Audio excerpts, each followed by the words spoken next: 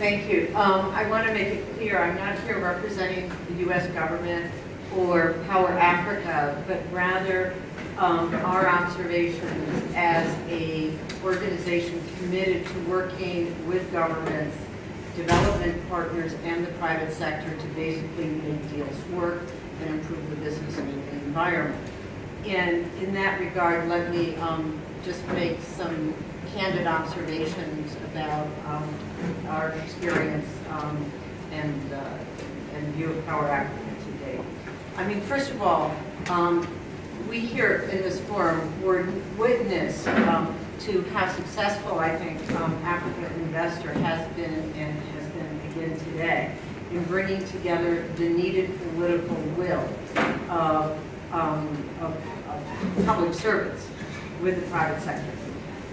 That's exactly, I think, what Power Africa has done. The positive side is that President Obama has said that this is a political imperative, and that has heightened the challenge of the different bureaucracies in the U.S. government that are accountable for doing deals in Africa.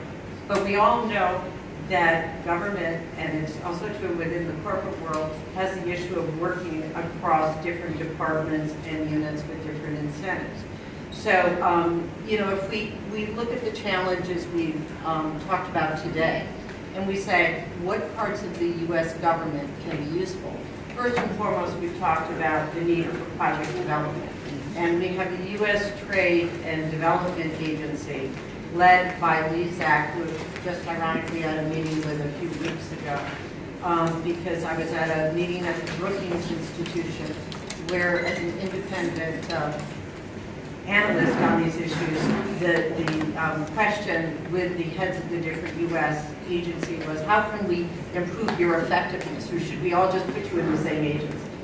The problem that we all have in government institutions is how we deal with the congressional or parliament sort of pressure. So, you know, while in theory there are funds at USTDA to help with projects, there's a limited amount of funds, and they have to be tied, despite the Paris Declaration, as many development agencies, they have to be tied to U.S. exports. So even if an international U.S. company, for example, GE, would supply finished products from outside the U.S., it would not count against the USTDA kind of, you know, hurdle rate of like 10 million in exports.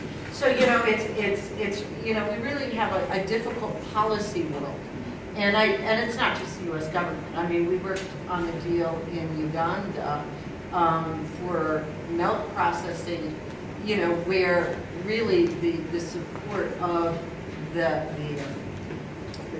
Danish government was very much, not explicitly, but implicitly tied to buying Danish.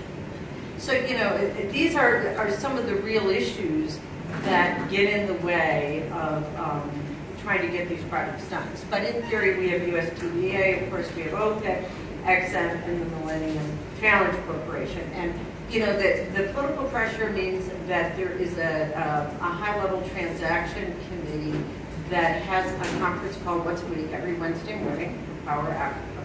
But, you know, I think, frankly, there needs to be more pressure from the demand side, meaning from the governments and investors in Africa, and most importantly, U.S. companies, to really push on making, because, you know, I mean, look at the World Bank. World Bank did a study on, if you look at risk mitigation, it was 3 years ago in the independent evaluation group. And the reality is that we have lots of instruments, and I don't know if our friends from the African Development Bank are still here, the same with project preparation facilities. They are underutilized across the board, you know. And so when Minister Agrozi says to us, speed it up, we have to look at our internal bureaucracies and really put some performance benchmarks on them in order to really move things along. All that being said, there is an important number of partners, many of them in this room, that are part of Power Africa. and maybe have their own stories to tell. For example, we have project developers. Symbian isn't here. In fact, I don't see any of the project developers on the Power Africa list here. And they're not all U.S.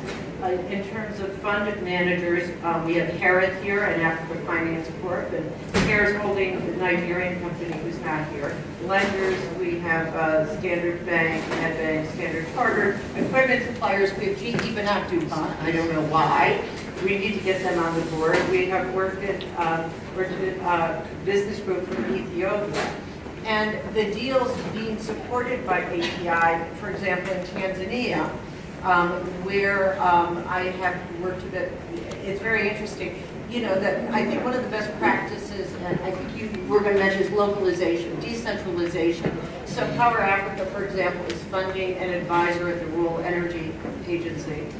But these are the gaps, and Power Africa, frankly, and I think it's generally true across the aid architecture. We are not investing enough in project development, financial advisory.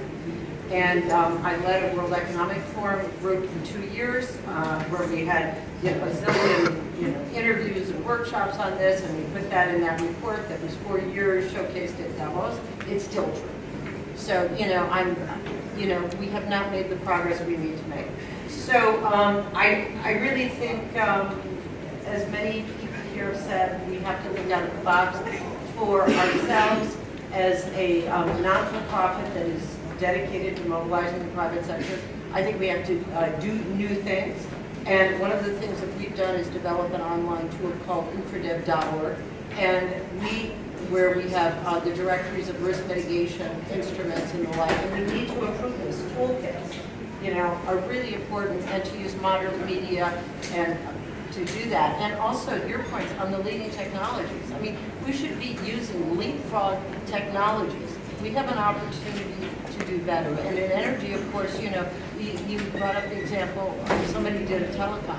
Prepaid cards, and in fact there's a South African firm that I know in some of the Tanzania. So I really think this process, which is so important of sharing, we need to put together so it's not just lost in this meeting.